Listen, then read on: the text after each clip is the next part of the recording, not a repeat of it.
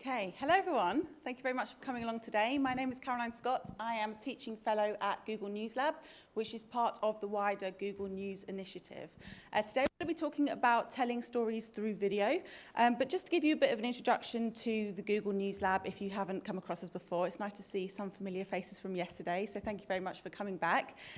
We are a training group of journalists within the Google News initiative, and our sole focus at Google News Lab is to train reporters around the world in a variety of storytelling tools. So we aim to help you merge technology with storytelling to help you do your jobs more creatively, more effectively, and essentially so you can get on with telling the story and we can give you the tools to help you do that. So yesterday we spoke about some fundamental tools for journalists like data visualization and research and verification. And today we're going to be focusing on video. Video is a very popular topic at the moment, of course. This is our training website where we have a lot of trainings on not just video production, but also all of our other tools as well. Now, we have had some sessions during this week so far on video production, you know, from the different platforms and, of course, just engaging audiences. And I'm sure I don't need to tell you guys how important it is to engage audiences with video nowadays. You can just see just now, you know, 58.4% of us, you know, over half the population of the globe are on social media. Not just on social media, are active on social media now. So as journalists and as storytellers, we really need to be connecting with our audiences more. But just how do we do that? Because there are some challenges that we do face, don't we? You know, some of us are from really small newsrooms with lower budgets. Some of us are from bigger organisations with big budgets, but maybe not potentially the staff to create the videos we want or, you know, connect with our audiences how we're looking to do so. So just to give you some stats, and then we're going to go on to how to actually produce the video. So we've got 500 hours of video uploaded every single minute to YouTube in over 100 countries in 80 different languages. So we are obviously working with a lot of content now. We can't really be in a space not to be producing this. 2 billion people logged in viewers visiting YouTube every month. And of course, the number increases when you think about the amount of people that aren't logged in to YouTube. 1 billion, more than 1 billion hours of YouTube's content watched every single day, with the majority of that watched on our mobile devices. Okay, so whether that's vertically or horizontally watched with the smartphone in our hands. So how do we improve our video output? And I know that everybody in this room, we probably all come from different backgrounds, you know, whether we are print journalists by trade or whether we, you know, have graduated straight from university and are, you know, completely native to shooting and editing content. So I'm going to be going through some skills with you today. And then we're going to be talking about some of the tools that we have at Google, which are very, very unique that hopefully you guys can take away to start producing more video content. So first of all, shooting video. This is a hurdle that we see in newsrooms a lot. You know, how do we actually shoot video? What cameras do we use? You know, what equipment? A lot of reporters tend to think we need to stick with that traditional broadcast camera. You know, we need to be spending thousands of pounds or thousands of euros on buying this big traditional kit. That's not the case anymore, okay? That you have in your pocket, every one of you has one of these, I'm assuming, probably on you right now. This is a TV production studio that you're carrying around. You know, you can shoot in 4K resolution on this.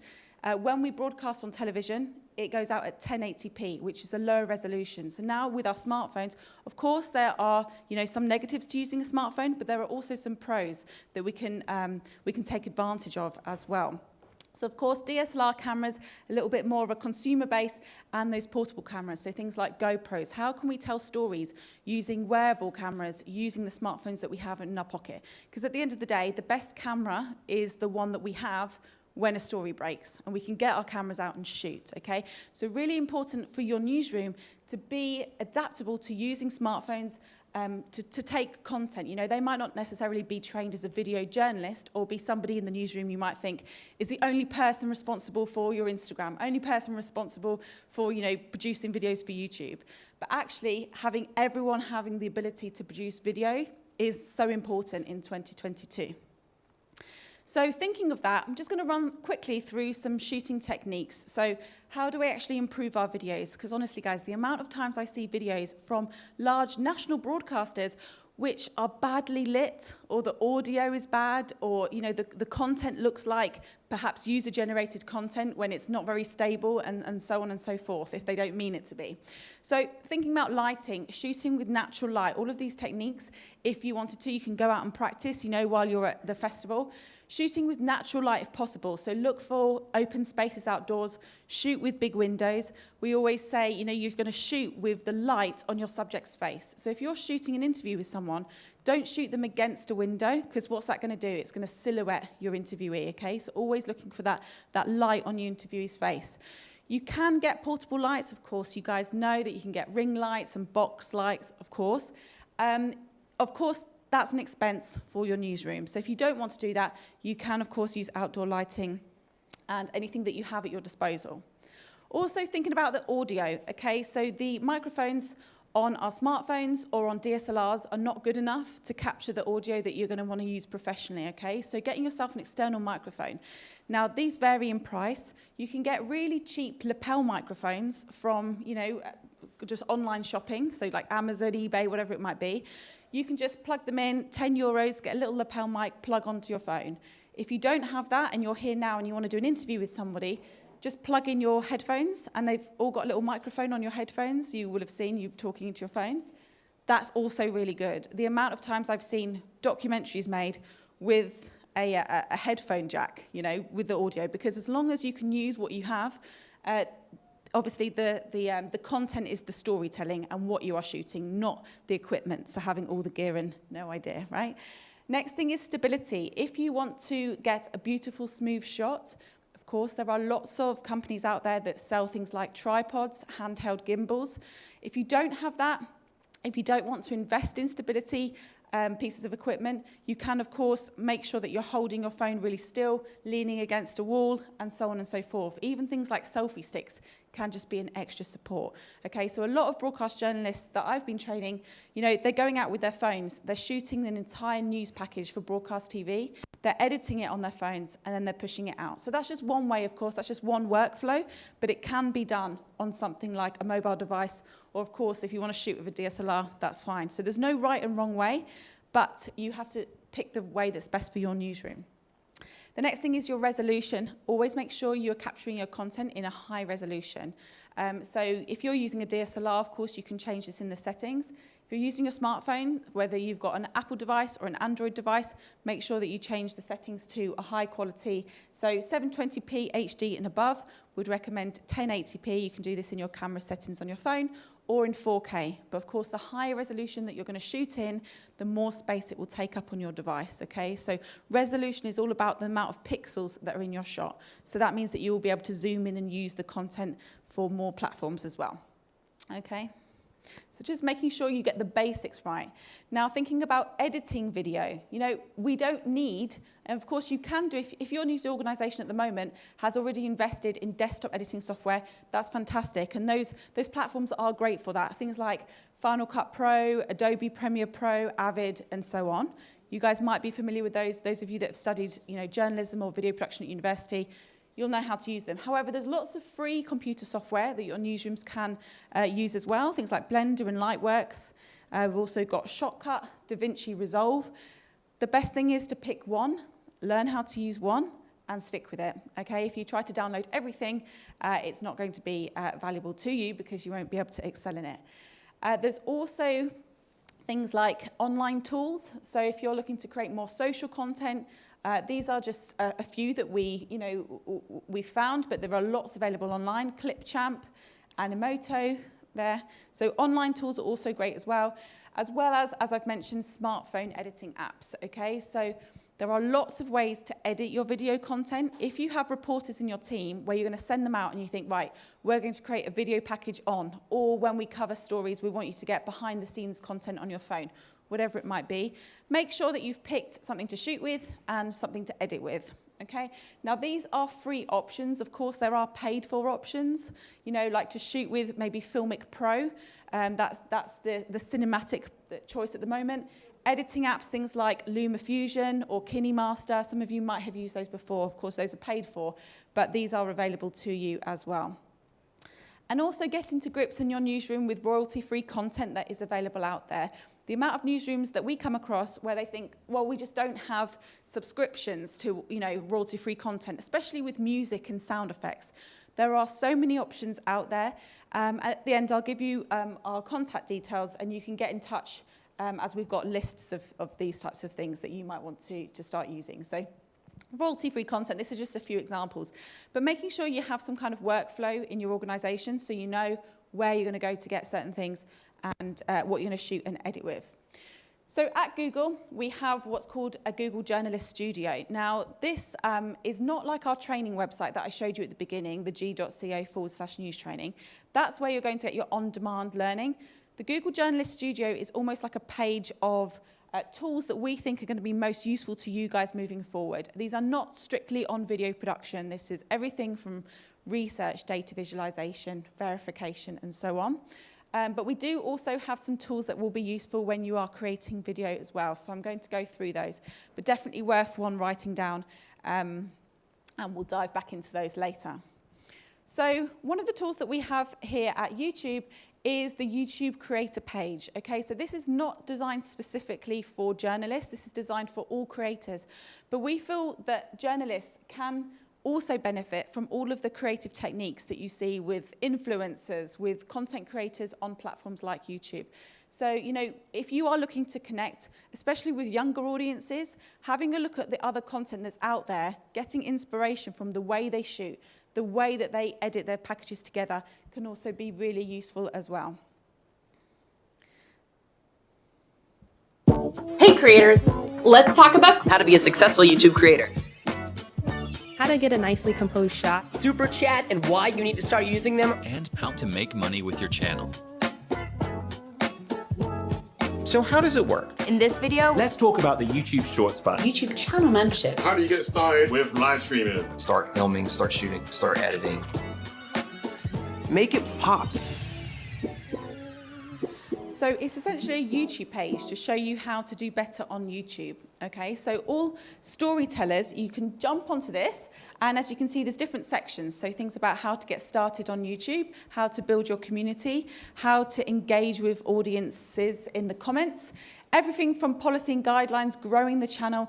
Everyone who creates any type of video content can benefit from this page in some way or form, okay? Even if you've got thousands of subscribers, hundreds of thousands of subscribers, or if you're just starting your channel from scratch, okay? So these are guided lessons that we've provided at YouTube to enable you to interact with your audiences in different ways and just to experiment, okay? Because as we all know, everything is moving so fast nowadays, we really need to keep on top of, what people are doing. And that's why we're all here, isn't it? To learn from each other. So definitely make sure you check out that page. It's a great place to find out.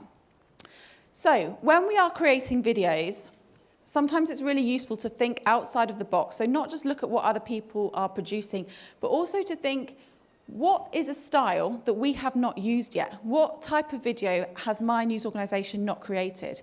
So every single story that we see, breaking news, long-form investigations, all of those, we can look to format them differently, okay? So thinking about every single news story as, of course, we've got a typical 3-minute or 90-second news package. But what about tutorials, Q&As, user-generated content? There are lots of organizations that are using user-generated content to their advantage by getting their audience to send them videos, and then they package them up, okay? So because we all have a smartphone nowadays, you can use user-generated content to your advantage. Documentaries, behind the scenes, giving our audience an insight into how the news is made. One of the main tips I can give you is if you are looking to produce more content and you're feeling really overwhelmed, is to firstly have a look at different video styles. And of course, there's lots more than this, but have a think about what you can do as part of your everyday life. So if you're already going to send reporters out to report on different stories in particular places, get them to shoot a video about what they're doing that day, whether that's for, whatever platform you're on. So, get them to actually shoot content where they already are. So you're not giving them an extra job. Essentially, they're already there. They're documenting and they're not creating, okay? There's a lot to be said about documenting what you're doing because audiences are interested in how newsrooms are telling the news, especially in this era of disinformation. We need to be as transparent as we possibly can. So one of the tools that we have here at Google, which I believe will really help you with your video production. It's one of the most exciting tools for me to teach. It's called Google Earth Studio. And if you are, and I'm sure you all are because you're here today, interested in creating video, making the most of all of our satellite imagery at Google and animating it is going to really help you to produce something that's really eye-popping and going to be engaging your audience. So essentially, those of you that were here with me yesterday, we talked about Google Earth and the range of 3D content we now have in Google Earth, the interactive projects that we can create. However, Google Earth Studio is a completely separate geo tool that we have here at Google, and it allows you to animate all of the footage that we have, all of the 3D imagery. So you can fly over buildings, you can whiz by locations, so you can take audiences to the scene of a crime. You can take audiences to places that your journalists can't actually get to. You can get drone footage without having a drone, for example. This is the type of footage that you can produce.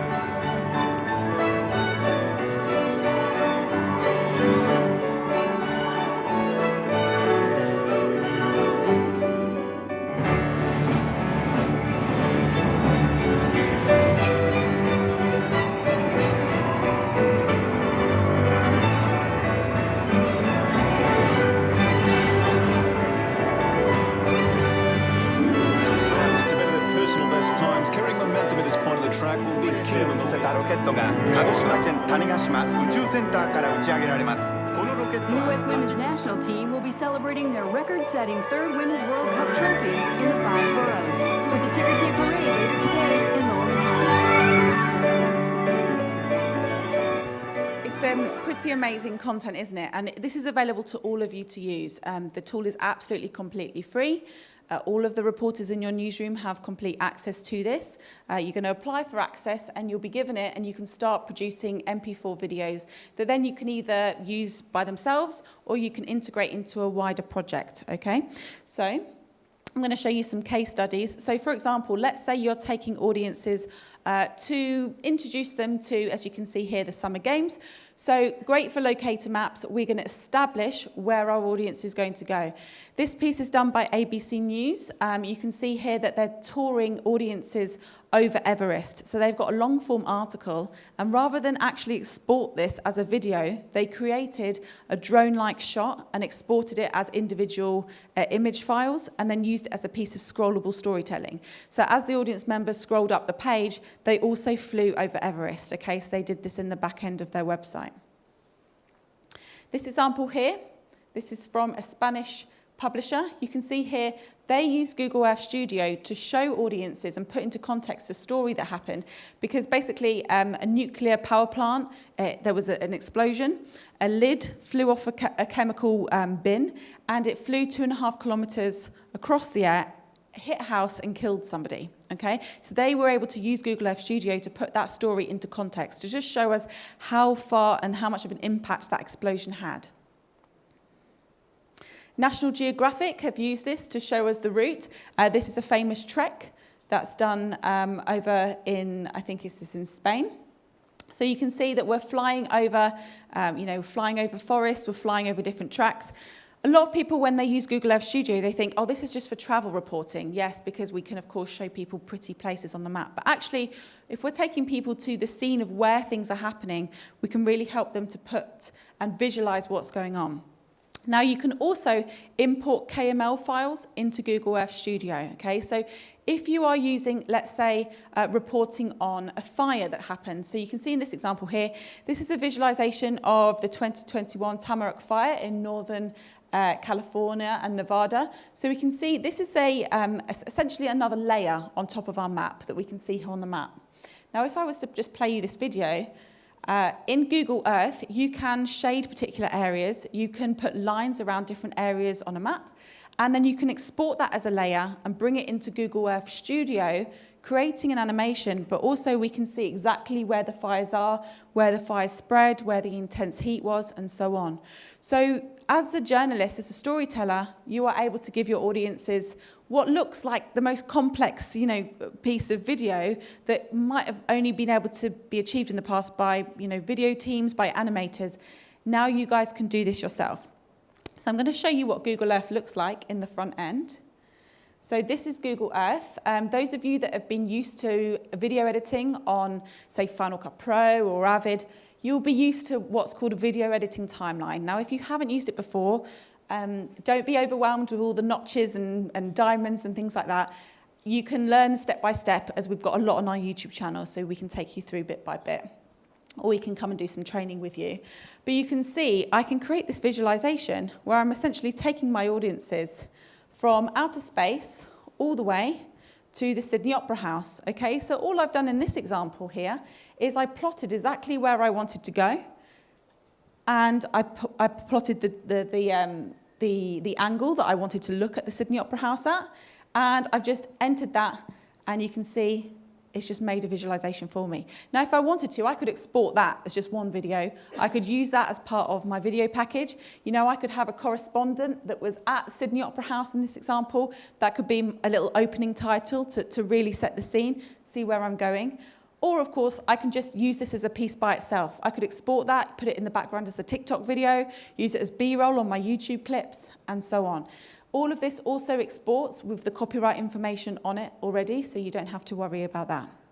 Now, anything like this, it does take a little bit of time to just get practicing with learning how to use this tool, but you can essentially act like a drone flying over different locations. So, for example, if I wanted to now zoom my camera in to the Sydney Opera House, I can tap here, I can zoom in, I set a keyframe.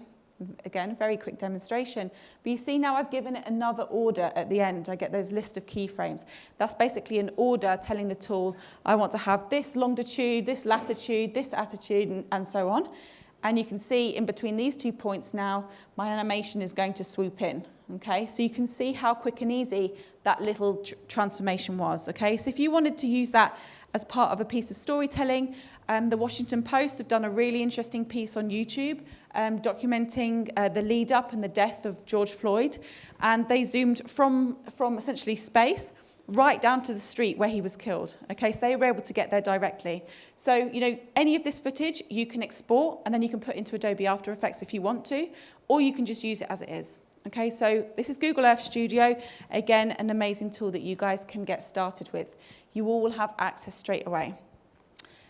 The last tool that we have here in our video course is Web Stories. Now, Web Stories is essentially a way of telling a story vertically or horizontally to our audience in a format that they're used to. So, when we're on Instagram or we're on TikTok or we're on Snapchat, we're used to this tappable storytelling, aren't we?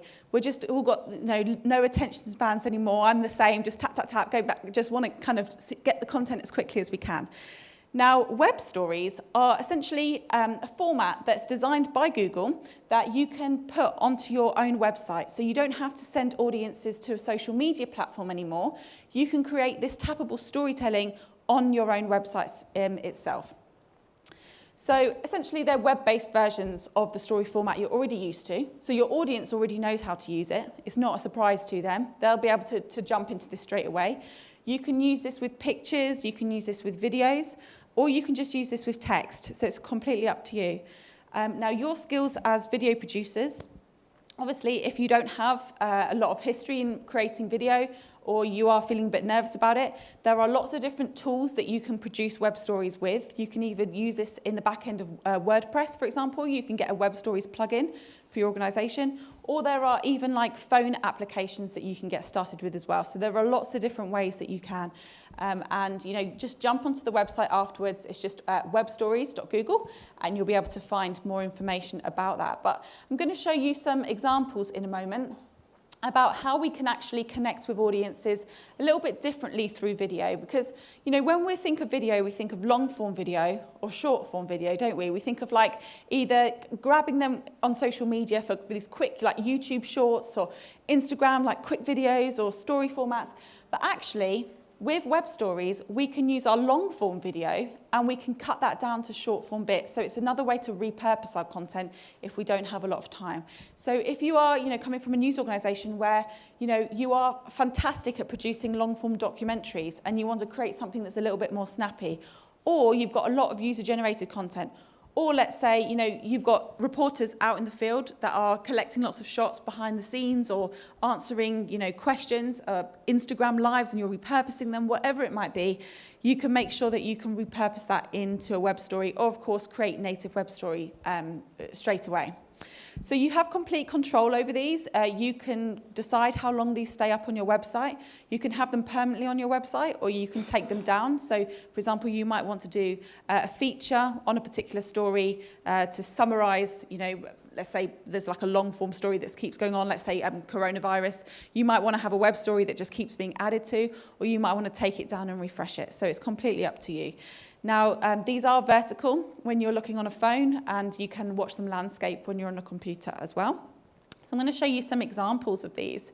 So this one here, this is from Vice. Hopefully, if we can get it to load. This is from Vice, and they've basically got a long-form video that they've cut down into individual little story snippets. So they haven't then gone and made a web story, repurposed everything. They've just been able to upload essentially a really gorgeous edited video with subtitles. You can see I can put the audio on or off there. And you see, me as an audience member, I can tap through. So I can tap forward, or I can tap back. So I can skip to the parts of the video that I want to watch. Okay, so your audience can really control their own storytelling experience. Another example here, this is from Refinery29 on how money is made. Now this is a little bit different because as opposed to Vice, who just wanted to break down a really long form video into little sections, actually Refinery29 did individual posts to tell you how money is made, but you can see each individual picture or video that they've done is completely separate. It's not really loading, but essentially you can add your pictures on top, your text underneath, so you don't necessarily need to have a presenter. You don't need to have beautifully shot content. You could just have Q&As, you could have answers, you could have quizzes, and so on. So you see how each of these are chronological, and the audience can go back and forward. Okay, so either a big long video cut down or individual shots. This one here is a landscape web story. This is on bustle.com, short timeline of how women got the right to vote. You see, obviously, if your audience are coming to your website, maybe predominantly from laptops, potentially, you might want to create a landscape video, a landscape web story. So it's completely up to you how you choose to do it. So you can see here I can tap through, absolutely no video is used in this web story. And you can see as an audience taps through, I just get a picture and text. Now, every single one of you in this room could produce that, okay? Of course, video in itself, sometimes we get a bit nervous around video. It just takes a little bit of time to get into it. But, starting off with a static web story can also be really helpful if you just want to try to get into it quickly, okay?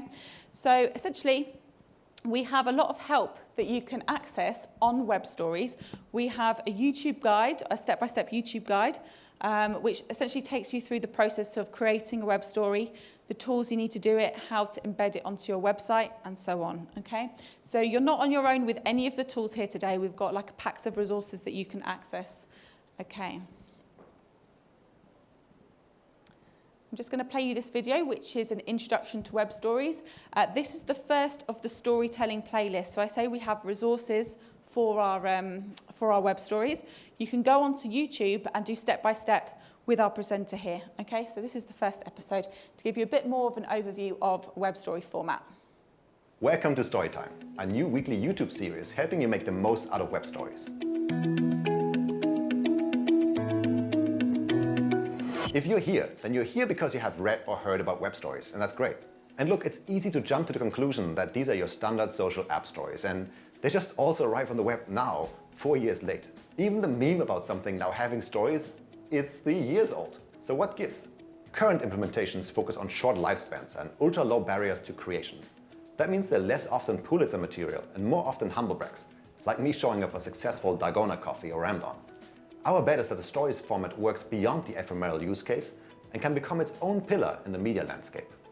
In other words, think of a story as another distinct publishing format on the web, like a blog post, a video or podcast. And we think that they fill a sweet spot between videos and text articles because they're usually cheaper to make than a video, and at the same time more engaging than a text article. They're more structured than a video, so you can skip ahead, go back and forth, and so on. And they're as scannable as a text article when done well. But there's more that's different about web stories. They wouldn't deserve the web prefix if they weren't significantly more open than their walled-off social counterparts. Web stories are yours, hosted on your server, making you money and not the serving platform, and can drive traffic to your site, YouTube account, or whatever else you desire. They're also as short-lived or evergreen as you want. And unlike with the social platforms, nobody can dictate what content you create. It's the web, so you make the rules. At Google, we're very confident about web stories to the point where we highlight them in several important places and go the extra mile to let them shine. First, on Google search, we trigger a visual block like this with web stories on select queries like things to do in New York. Of course, they also regularly appear in the blue links with this nice vertical thumbnail. But our bet is that an even more engaging and natural way is to discover web stories, well, on Discover. Google Discover is the home screen of the iPhone Google app, and it's been growing rapidly. And since web stories are open source and not locked to Google at all, any platform or search engine on the web can build experiences around them. I'm hoping to see many more integrations in the next months and years.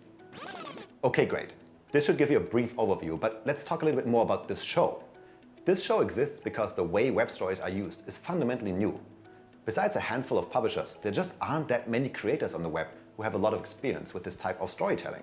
Contrary to a blog post, where you start with the written text and then amend it with images and video, it's usually the reverse for web stories. And also, unlike a blog post, unless it's highly art-directed, web stories require visual composition, so you might need to level up your design skills a little bit. And hence this series. I want to help you on this journey and share with you everything that could help you achieve success with web storytelling. In the upcoming weeks and months, you'll learn the ins and outs of the editorial process, a lot of design tips and tricks, the publishing workflow and tools, the asset sourcing, monetization advice, and many more intriguing topics. So get going, start creating stories, and subscribe to the channel. And don't hesitate to reach out via the comments below or on the Web Creators Twitter or Google Web Creators Instagram. Onwards.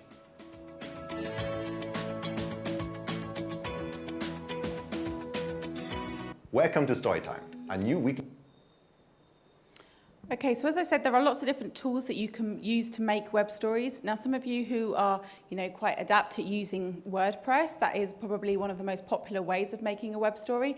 However, you can, of course, use mobile phone apps. There are lots of different apps available for Android and Apple users as well, so you can get started with them straight away. So, for example, if you have a lot of footage from Perugia and you wanted to do a roundup from your team, for your team back home, for example, you could do this while you're actually in Perugia, okay? And you can come and find me if you need any help in the process. So all of these tools that we've spoken about today with Google Earth Studio and web stories, as I say, you can find more information either on the Google Journalist Studio page where you can access them or on our g.co/news training page. So if you have any questions about mobile journalism specifically, video production as a whole, we are here all week, okay? So do come and flag us down and we can help you out with any of this, even things like workflows and stuff if you want to chat those over, okay? Now, as I said, the Google News Lab, we have teaching fellows all over the world and we're teaching in different languages. So if you are looking for training for your own individual organisation, whether that's in any of the video, podcasting, or even research, data visualization, verification, we would be more than happy to come into your newsroom or do a session online, completely funded by Google, and we can walk you through those, okay? So please get in touch with us. So this is our main website, as I think you guys have got. Today we have just launched a new guide to help you all in the advance of the practice of quality journalism, which is what we aim to do. So this is available in 17 different languages. You can access that via our news training website. And as I say, all of the information on our training is there as well. So you can either do things on PDF or do things live. Okay, great. Thank you very much for coming today, guys. And as I say, we are around if you need anything. Okay, thank you.